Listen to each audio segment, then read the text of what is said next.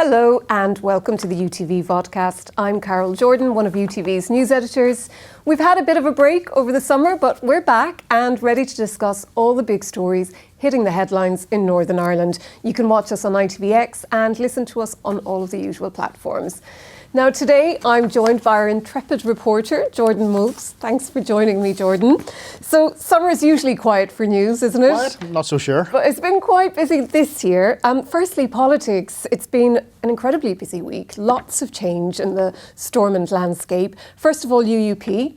It looks like it's a one-horse race after Doug Beattie stepped down. What's the latest? Yes, Mike Nesbitt looks like he'll be making a return. Obviously, he was leader previously until a couple of years ago, whenever he stood down himself. So we're going back to the future in some ways here with the Ulster Unionist Party. So it's been a bit of a difficult ride for Doug Beattie in his fairly short tenure in some ways.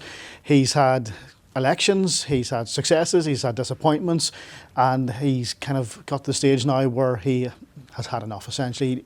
He lost the backing of the party officers and he decided he'd had enough and it was time to go. There was issues over selection of candidates to replace Robin Swan, so I think he got to the point where he was at the end of his kind of tenure and he knew where he was within that process. He got as far as he could go, so it was time for him to step aside. The problem in the Ulster Unionist Party was there was no real natural successor standing in the wings ready to slot in, so we're going back to Mike Nesbitt. I think this is very much a steadying of the ship option for the Ulster Unionist Party, so you may see a scenario where it's Mike Nesbitt, but it may not be Mike Nesbitt for very long. It could be a year, 18 months, something like that, and you maybe see another transition after that. So maybe this could be a period of learning for someone new who could be waiting in the wings, ready to take over from Mike Nesbitt whenever Mike himself decides to step down, whenever that person is ready. There are a few people standing in the wings there who are not necessarily junior members, but don't have the full experience that Mike Nesbitt might have in terms of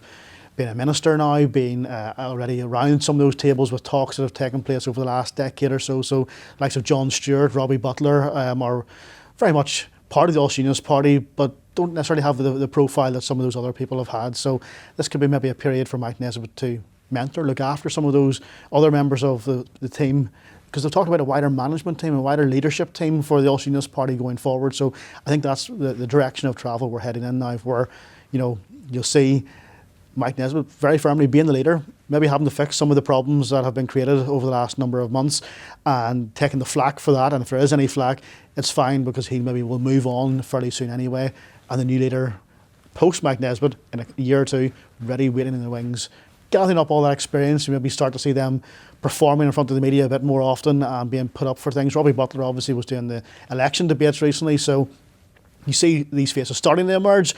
Maybe this will be a time where you will see them really emerging in the next 6 or 7 months. I know that they do change leaders fairly often in the UUP, but it's a bit strange to be talking about the leader after this one already. Already, I know, I'm really getting ahead of myself here. I think that is the feeling that we're steadying the ship here. We're not necessarily putting someone in place who's going to be the leader for the next 10 or 15 years and being the long-term option. So, it came out of nowhere a little bit for Doug Beattie. I don't think anybody really expected him to step down whenever he did step down, because obviously, there was a bit of success in the general election less than a month ago.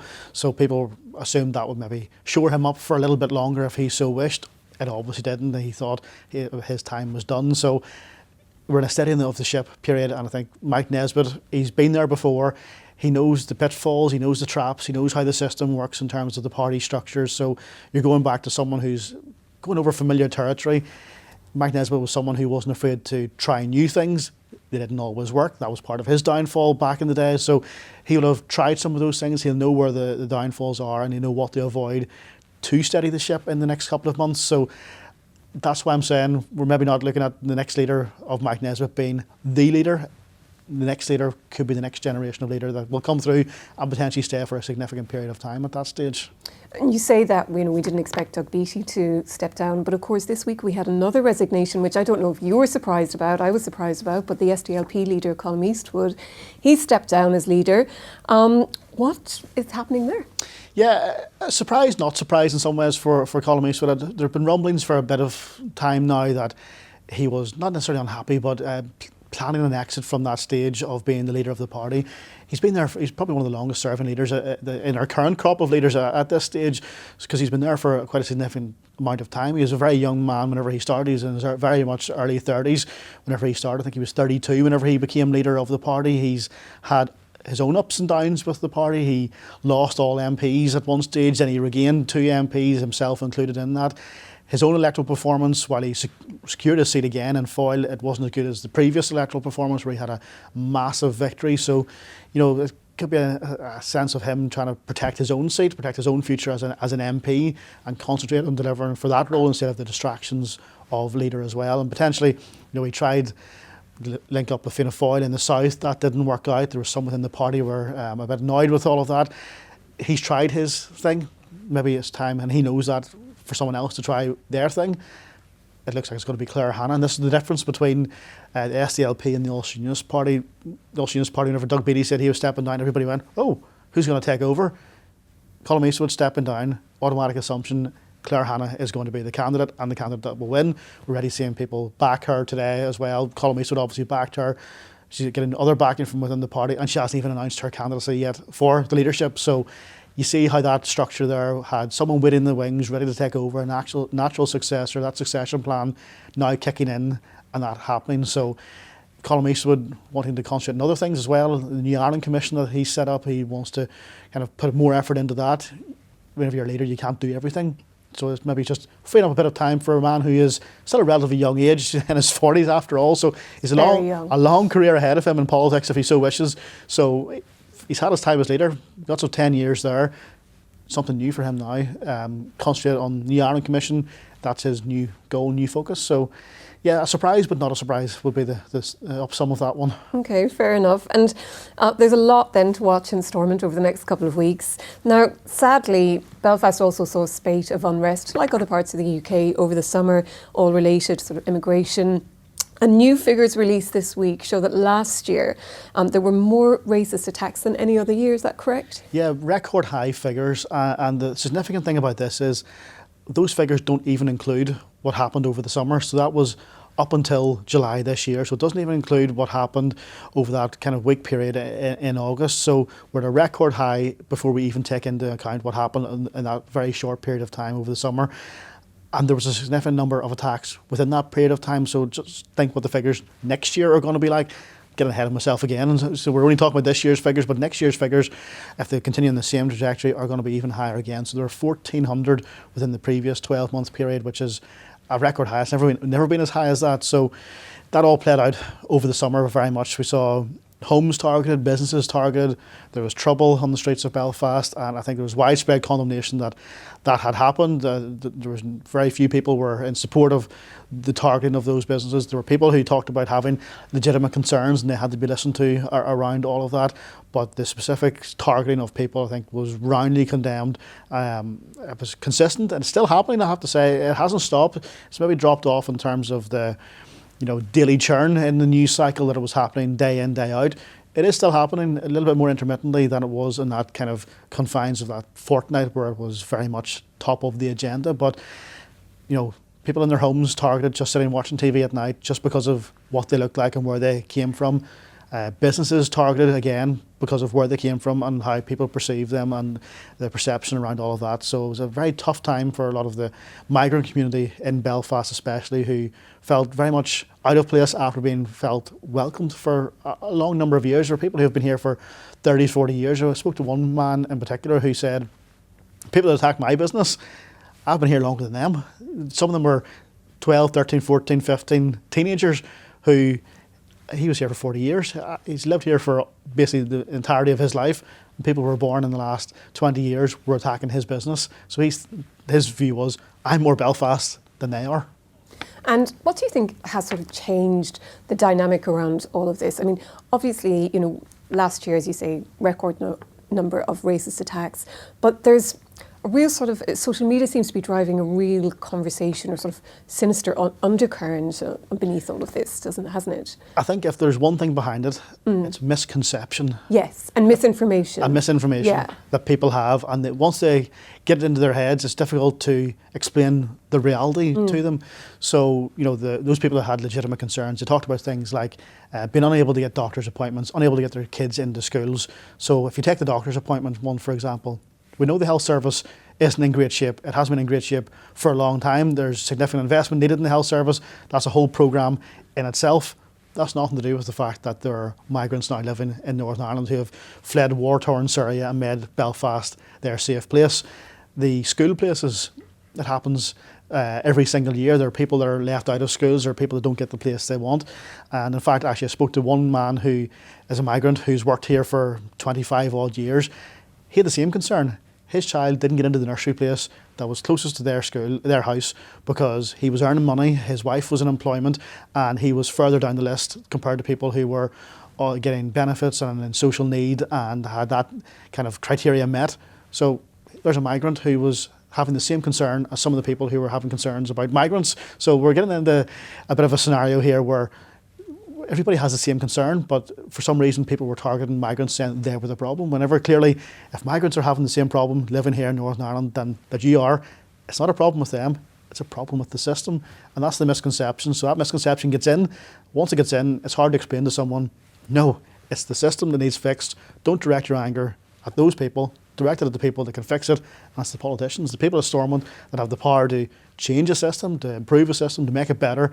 And that's probably where the failure is. There's probably a failure in politics to deliver, and that's happened probably here, England, Scotland, Wales, and in the Republic overall as well. Yeah, absolutely. Now, listen, you have already skipped ahead and you've prophesied a few things, but did you see the biggest band in the world getting back together? Yes, Oasis.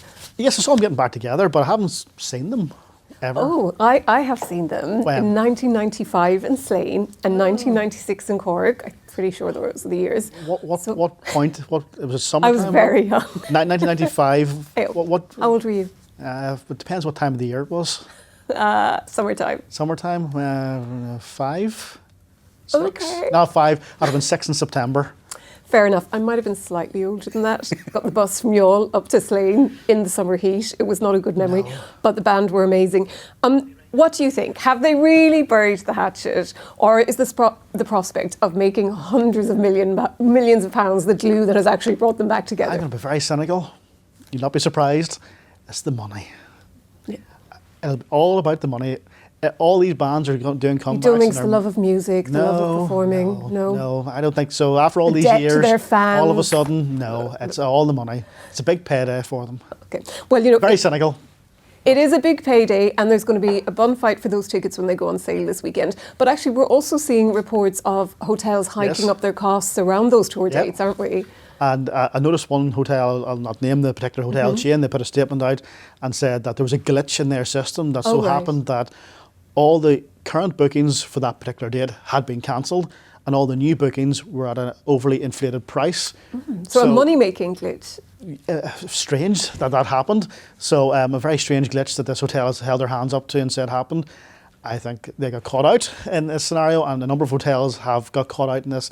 It's not the first time. There's been gigs happening for years where it's announced, all of a sudden people are getting their hotels cancelled and saying there's no availability, and they go on, check, and they can book it again for 3, 4, 5 times the price. So it's something probably that long term doesn't do hotels good in terms of their reputation, but also when hotels are talking, like in the south, for example, hotels want the government to reduce the VAT on hotel stays. Whenever you're having that argument with government and then someone says they're doing a gig in Dublin and all their hotels or their reservations are cancelled and the price gouge the next bookings, it doesn't really do their case much good. So they maybe learn their lesson from this one because I think they were caught out. These tours have become enormous though in terms of like economics, and I know there's some strange statistic, isn't there, about Taylor Swift and how much she's added to the US GDP in Norway and all this. It's insane. I mean, that's where artists are making their money now, aren't they? And that's probably as well because of some of that price gouging that goes on, that the GDP goes up because people are spending so much money to have to attend these gigs. The tickets are a massive price. The flights then become a massive price because the demand goes up on the flights. The hotels go up because there's demand in the hotels. So overall, inflation hits those particular countries for that short space of time, that 3 or 4 days. It goes through the roof and then spikes and comes straight back down again the other side. So yeah, it's big business. Amazing, brilliant. Well, thank you very much for joining me, Jordan. I know you'll be over your laptop this weekend trying to buy those lovely overpriced tickets. Well, that's it from this week's podcast. Don't forget to subscribe and share, and you can always catch up with us on ITVX. We're going to play you out with a piece from our reporter Sarah McCarran, who took to the streets of Belfast this week to find some rock and roll stars. Thanks for watching. See you soon. Today is going to be the day that I'm going to blow it back to you. Right now, I'm not getting in the alley. After all. Oh, you're my wonder wall. Fans have stood by these rock and roll stars during a long-running brotherly feud. When both come together, you have greatness. The internet has gone into meltdown over the confirmation that Oasis are back. Tickets for 14 concerts across the UK and Ireland next summer go on sale on Saturday. 2 of those dates are in Dublin's Croke Park, sadly none in Belfast. But it was here in the limelight 30 years ago where Oasis learned that their debut album had reached #1 in the UK charts. Tickets to that gig cost less than £7. David Neely was the man who booked them. And that was the days that the charts really mattered. You know, there's no downloading, no streaming, so it was all physical sales, and for a band to only have 3 singles and just to do that was just, it was an amazing time.